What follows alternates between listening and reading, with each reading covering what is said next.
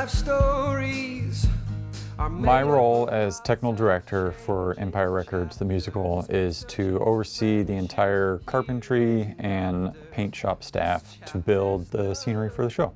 Working on Empire Records, the musical, is really fun because we get to see it built from the ground up on a scenery, and this show is probably the biggest one we have done since rebuilding A Christmas Carol in 2016. And knowing that it might have another life after McCarter is always nice to be able to show off your work to a bigger audience out there. One of the larger portions of the show is a whole rooftop unit that has the Empire Records neon sign on the top, and it will fly in and out during the show, have people dancing on it. Part of my duties is to make sure that happens safely, and then make sure that the carpenters know how to build it and have all the materials they need to make it happen. During the process, I use a program called AutoCAD, and we basically draw all the scenery. We mostly do it in 3D, gives us a better view of the whole thing.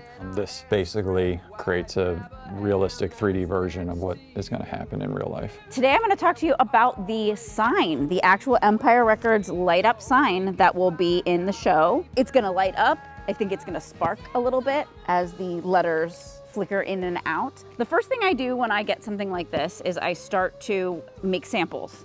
And that is my favorite part of the process. I love making samples. So this is the sample that I made for the sign. So this is obviously the cleanest, and then I go to really nasty, dirty, rusty. And you can see I circled a couple spots that the designers really liked.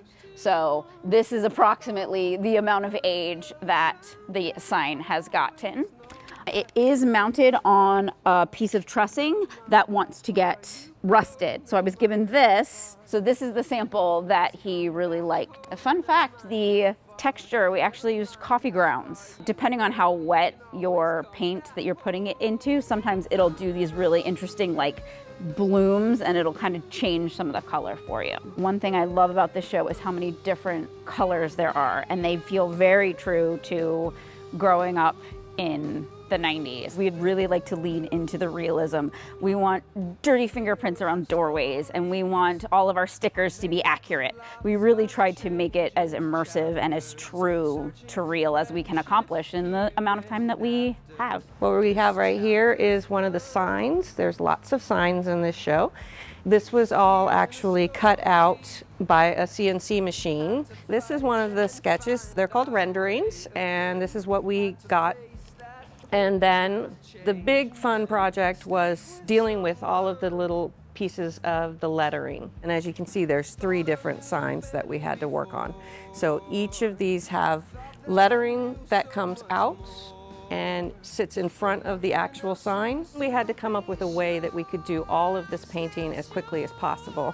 And one of our scenic artists came up with this little tool. This is actually a stem from a foam brush. There's an item called a paint pad, and she cut one of those up and glued it onto the stick so that when we needed to do all these little edges, we could just start right in.